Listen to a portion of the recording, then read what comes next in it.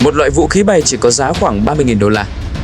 Nhưng để bắn hạ nó, hệ thống phòng không Patriot của Mỹ có thể phải dùng tới một tên lửa trị giá gần 4 triệu đô.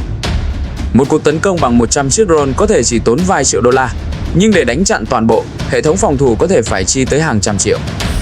Nghe có vẻ khó tin, nhưng đó chính là nghịch lý đang diễn ra trên bầu trời Trung Đông. Loại UAV cảm tử mang tên Shahed của Iran không phải là vũ khí công nghệ cao. Nó bay chậm, động cơ ổn và cấu trúc khá đơn giản. Thế nhưng chính sự đơn giản đó lại tạo ra một lợi thế đáng sợ. Bởi vì Iran có thể sản xuất loại UAV này với số lượng cực lớn, thậm chí hàng trăm chiếc trong thời gian rất ngắn. Và khi hàng trăm, thậm chí hàng nghìn drone xuất hiện cùng lúc trên bầu trời, câu hỏi đặt ra là những lá chắn phòng không đắt tiền nhất thế giới có thể chống đỡ được bao lâu? Trong nhiều thập kỷ, sức mạnh quân sự của một quốc gia thường được đo bằng những vũ khí đắt tiền và công nghệ tối tân. Những hệ thống phòng không trị giá hàng tỷ đô la, các chiến đấu cơ tàng hình thế hệ mới hay những tàu chiến khổng lồ thường được xem là biểu tượng của ưu thế quân sự. Nhưng trong vài năm gần đây, một nghịch lý đáng chú ý đã xuất hiện trên bầu trời Trung Đông và nhiều chiến trường khác. Một loại vũ khí bay có giá chỉ vài chục nghìn đô la lại đang buộc những hệ thống phòng thủ hiện đại nhất thế giới phải đối mặt với một bài toán cực kỳ tốn kém. Loại vũ khí đó chính là máy bay không người lái cảm tử Shahed do Iran phát triển. Trên lý thuyết, đây không phải là một loại UAV công nghệ cao. Nó không có động cơ phản lực hiện đại, không có hệ thống cảm biến tối tân và cũng không phải là sản phẩm của những dây chuyền sản xuất phức tạp. Nếu chỉ nhìn vào cấu trúc của Shahed, nhiều người thậm chí còn cho rằng nó khá thô sơ so với các loại drone chiến đấu do các cường quốc quân sự phát triển. Nhưng chính sự đơn giản đó lại là yếu tố khiến nó trở thành một trong những mối đe dọa đáng chú ý nhất của chiến tranh hiện đại. Shahed thuộc loại máy bay không người lái cảm tử, một dạng vũ khí được thiết kế để bay thẳng đến mục tiêu và phát nổ khi va chạm. Khác với các UAV trinh sát hoặc tấn công thông thường có thể quay trở lại, căn cứ sau khi hoàn thành nhiệm vụ, Shahed chỉ có một nhiệm vụ duy nhất. Sau khi được phóng lên, nó bay theo tọa độ đã được lập trình và lao xuống mục tiêu giống như một loại tên lửa hành trình giá rẻ. Phiên bản nổi tiếng nhất của dòng UAV này là Shahed 136. Loại drone này có thiết kế rất dễ nhận ra với thân dài và cánh tam giác lớn kéo dài sang hai bên. Sải cánh của nó khoảng 2,5 mét chiều dài, thân khoảng 3,5 mét và tổng trọng lượng có thể lên tới khoảng 200 kg.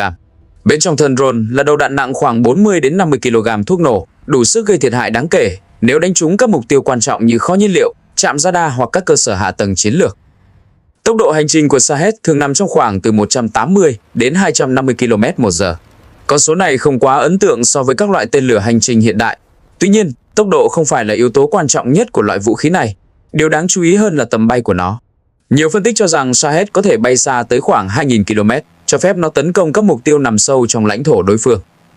Một trong những chi tiết khiến binh sĩ trên chiến trường nhận ra Shahed khá dễ dàng chính là âm thanh của động cơ. Thay vì sử dụng động cơ phản lực, loại UAV này dùng một động cơ piston nhỏ đặt ở phía sau thân máy bay.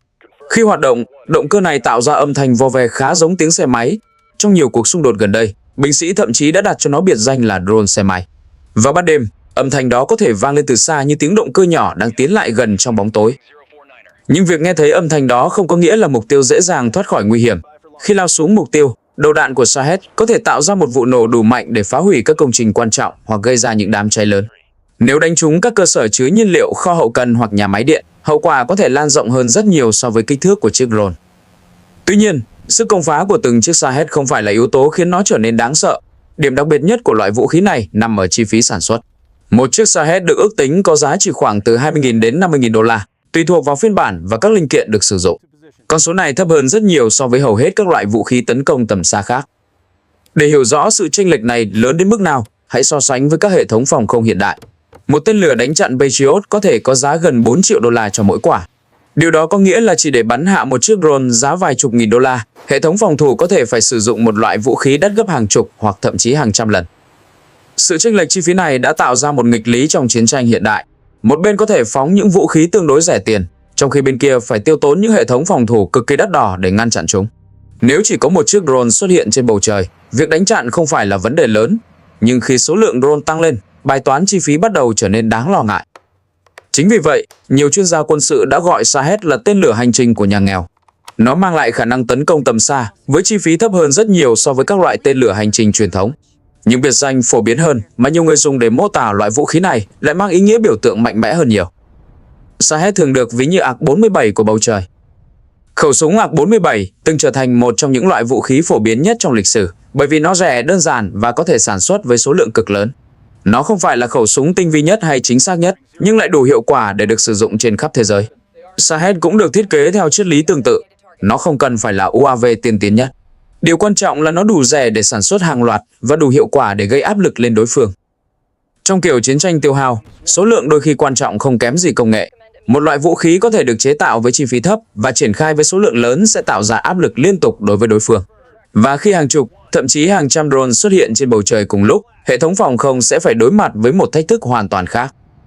Bởi vì việc bắn hạ một chiếc drone không phải là vấn đề quá khó, nhưng việc đánh chặn hàng trăm chiếc drone trong cùng một thời điểm lại là một câu chuyện hoàn toàn khác. Khi đó radar, tên lửa đánh chặn và các hệ thống phòng thủ sẽ phải hoạt động với cường độ cực lớn để đối phó với từng mục tiêu bay tới. Và đó mới chỉ là phần nổi của tảng băng. Điều khiến nhiều chuyên gia quân sự lo ngại hơn cả là khả năng Iran có thể tiếp tục chế tạo và phóng loại UAV này với số lượng lớn trong thời gian dài. Khi một loại vũ khí đủ đơn giản để sản xuất nhanh và đủ rẻ để không gây áp lực lớn lên ngân sách, nó có thể trở thành công cụ của một chiến lược hoàn toàn mới. Một chiến lược dựa trên số lượng. Để hiểu vì sao Shahed có thể trở thành một công cụ nguy hiểm trong chiến tranh hiện đại, cần nhìn sâu hơn vào cách loại UAV này được thiết kế và chế tạo. Điều khiến nhiều chuyên gia quân sự chú ý không phải là công nghệ của nó, mà là triết lý thiết kế đằng sau loại vũ khí này. Trong khi nhiều quốc gia cố gắng phát triển những hệ thống bay ngày càng phức tạp và đắt tiền, Shahed lại đi theo con đường hoàn toàn khác. Nó được tạo ra với mục tiêu đơn giản hơn rất nhiều. Đó là tạo ra một loại vũ khí đủ hiệu quả để tấn công mục tiêu, nhưng đủ rẻ và đủ đơn giản để có thể sản xuất với số lượng lớn. Thiết kế khí động học của Shahed phản ánh rõ triết lý đó. UAV này sử dụng dạng cánh tam giác lớn kéo dài sang hai bên, thường được gọi là thiết kế Delta Wing. Kiểu cấu trúc này đã được sử dụng từ lâu trong ngành hàng không vì tính ổn định khi bay ở khoảng cách xa. Đối với một loại UAV cảm tử, sự ổn định đó quan trọng hơn khả năng cơ động. Shahed không cần thực hiện các thao tác phức tạp trên không. Nó chỉ cần bay theo một quỹ đạo tương đối ổn định trong nhiều giờ trước khi lao xuống mục tiêu. Cấu trúc cánh tam giác cũng giúp giảm đáng kể số lượng bộ phận chuyển động của máy bay. Ít bộ phận chuyển động hơn đồng nghĩa với việc quá trình sản xuất trở nên đơn giản hơn rất nhiều. Điều này cho phép các bộ phận của drone có thể được chế tạo nhanh chóng và lắp ráp với quy trình không quá phức tạp. Phần thân của Shahed cũng được thiết kế với mục tiêu tương tự. Khung thân thường được làm từ vật liệu composite nhẹ, đôi khi kết hợp với các vật liệu đơn giản hơn. Quy trình chế tạo loại khung này có nhiều điểm giống với cách sản xuất thuyền nhỏ hoặc máy bay mô hình. Điều đó có nghĩa là việc sản xuất không nhất thiết phải phụ thuộc vào những nhà máy quân sự khổng lồ với thiết bị công nghiệp nặng. Nhiều bộ phận có thể được chế tạo trong các xưởng sản xuất nhỏ rồi sau đó được chuyển đến nơi lắp ráp cuối cùng. Động cơ của Shahed cũng phản ánh rõ triết lý đơn giản đó. Thay vì sử dụng động cơ phản lực phức tạp và đắt tiền, loại UAV này dùng một động cơ piston nhỏ đặt ở phía sau thân máy bay. Một trong những động cơ thường được nhắc đến là Mado MD550, được cho là phát triển dựa trên động cơ Liebach L550E của Đức. Đây là loại động cơ piston 4 xi lanh hoạt động theo chu kỳ 2 và được làm mát bằng không khí. Công suất của nó không quá lớn, nhưng lại đủ để duy trì chuyến bay ổn định trong nhiều giờ. Động cơ piston có thể không phải là lựa chọn lý tưởng đối với các loại máy bay hiện đại. Nó tạo ra nhiều tiếng ồn và hiệu suất không cao bằng động cơ phản lực. Nhưng đối với một loại UAV cảm tử, những nhược điểm này không quá quan trọng. Shahed không cần bay nhanh như tên lửa hành trình hiện đại. Điều nó cần là khả năng bay ổn định trong quãng đường dài với chi phí thấp. Bên trong thân UAV là hệ thống dẫn đường tương đối đơn giản. Shahed thường sử dụng hệ thống định vị vệ tinh kết hợp với hệ thống dẫn đường quán tính. Khi được phóng lên, drone sẽ bay theo các tọa độ đã được lập trình trước đó. Các cảm biến quán tính giúp UAV duy trì hướng bay ổn định, ngay cả khi tín hiệu vệ tinh bị gián đoạn trong một khoảng thời gian ngắn. Mặc dù hệ thống này không tinh vi như các hệ thống điều khiển hiện đại sử dụng trí tuệ nhân tạo, nó vẫn đủ chính xác để tấn công các mục tiêu cố định như kho nhiên liệu, trạm radar hoặc các cơ sở hạ tầng quan trọng. Một yếu tố quan trọng khác nằm ở các linh kiện điện tử.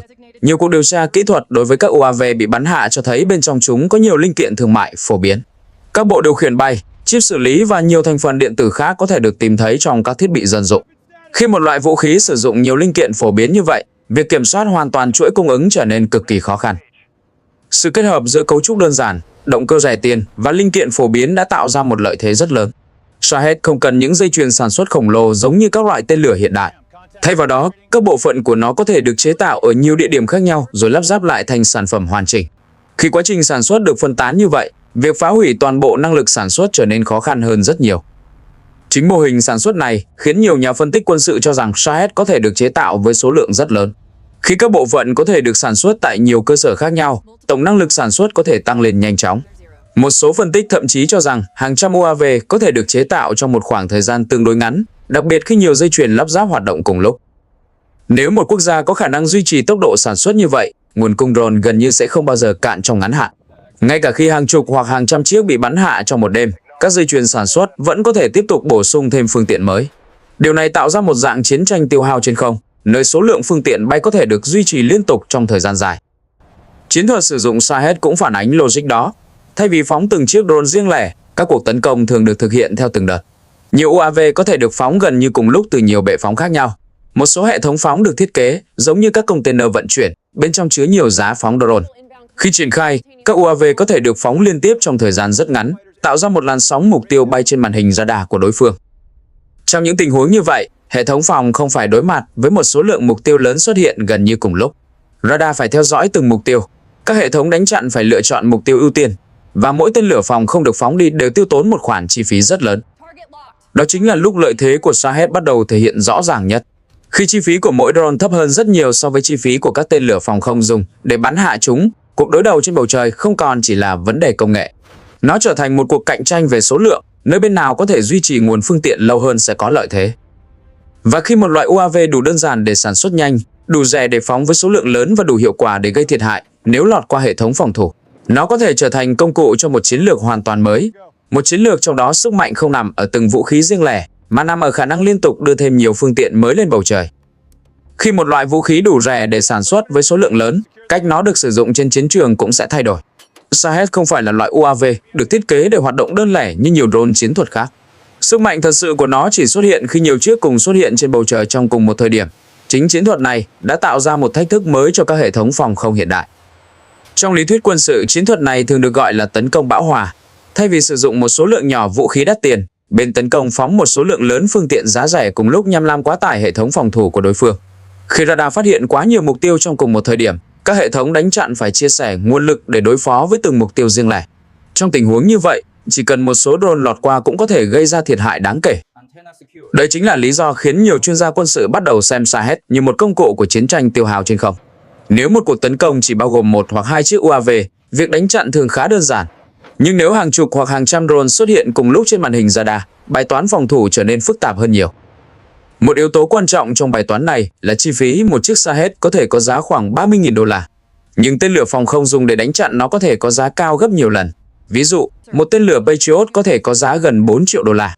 Điều đó có nghĩa là chỉ riêng việc bắn hạ một chiếc drone giá rẻ cũng có thể tiêu tốn một khoản chi phí rất lớn. Khi số lượng drone tăng lên, sự chênh lệch chi phí này trở nên rõ ràng hơn. Hãy tưởng tượng một kịch bản trong đó 100 drone được phóng về phía một căn cứ quân sự. Chi phí để sản xuất toàn bộ số UAV đó có thể chỉ khoảng vài triệu đô la. Nhưng để đánh chặn toàn bộ bằng các hệ thống phòng không hiện đại, bên phòng thủ có thể phải tiêu tốn hàng trăm triệu đô la tiền tên lửa đánh chặn. Ngay cả khi phần lớn drone bị bắn hạ, bài toán chi phí vẫn không thay đổi. Trong một cuộc chiến kéo dài, việc liên tục sử dụng các tên lửa phòng không đắt tiền để đánh chặn những mục tiêu giá rẻ có thể trở thành một gánh nặng lớn đối với ngân sách quân sự. Không chỉ chi phí, số lượng tên lửa phòng không cũng là một yếu tố quan trọng. Các hệ thống đánh chặn hiện đại thường có số lượng đạn dự trữ giới hạn. Khi một cuộc tấn công bão hòa diễn ra, các đơn vị phòng không phải sử dụng nhiều tên lửa trong một khoảng thời gian rất ngắn. Nếu các đợt tấn công tiếp tục diễn ra trong nhiều ngày hoặc nhiều tuần, lượng đạn dự trữ có thể giảm xuống nhanh chóng. Đó là lúc chiến thuật số lượng bắt đầu tạo ra lợi thế. Nếu một bên có khả năng sản xuất và phóng drone với tốc độ nhanh hơn tốc độ tiêu diệt của đối phương, họ có thể duy trì áp lực liên tục lên hệ thống phòng thủ. Ngay cả khi phần lớn UAV bị bắn hạ, một số vẫn có thể lọt qua và gây thiệt hại. Trong những năm gần đây, nhiều quốc gia đã phát triển các loại UAV cảm tử của riêng mình. Israel có hệ thống Harop, một loại drone tấn công có khả năng bay lượn trong nhiều giờ trước khi lao xuống mục tiêu. Hoa Kỳ có các loại UAV chiến thuật như Switchblade được thiết kế để tấn công xe bọc thép hoặc các mục tiêu nhỏ trên chiến trường. Nga cũng sử dụng các loại drone cảm tử như Lancet để tấn công pháo binh và phương tiện quân sự. Tuy nhiên, Shahed có một đặc điểm khác biệt so với nhiều loại UAV cùng loại.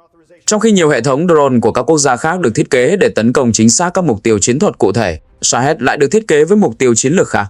Nó có tầm bay xa hơn nhiều so với các UAV chiến thuật thông thường và mang đầu đạn lớn hơn. Điều này cho phép nó tấn công các mục tiêu nằm sâu trong lãnh thổ đối phương như cơ sở năng lượng, căn cứ quân sự hoặc các trung tâm hậu cần. Nhưng yếu tố quan trọng nhất vẫn là chi phí và khả năng sản xuất.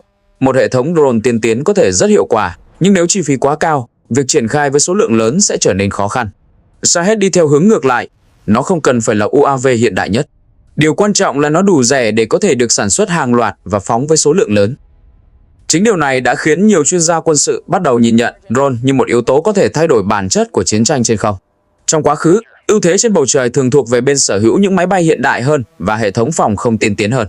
Nhưng sự xuất hiện của các loại UAV giá rẻ có thể làm thay đổi logic đó. Nếu một quốc gia có thể phóng hàng trăm hoặc thậm chí hàng nghìn drone trong một chiến dịch, hệ thống phòng không của đối phương sẽ phải đối mặt với áp lực rất lớn. Radar phải theo dõi hàng loạt mục tiêu cùng lúc, các hệ thống đánh chặn phải phân bổ tên lửa cho từng mục tiêu, và mỗi lần đánh chặn đều tiêu tốn một lượng lớn tài nguyên. Trong kịch bản cực đoan hơn, hãy tưởng tượng một cuộc tấn công trong đó 1.000 drone được phóng về phía một khu vực phòng thủ.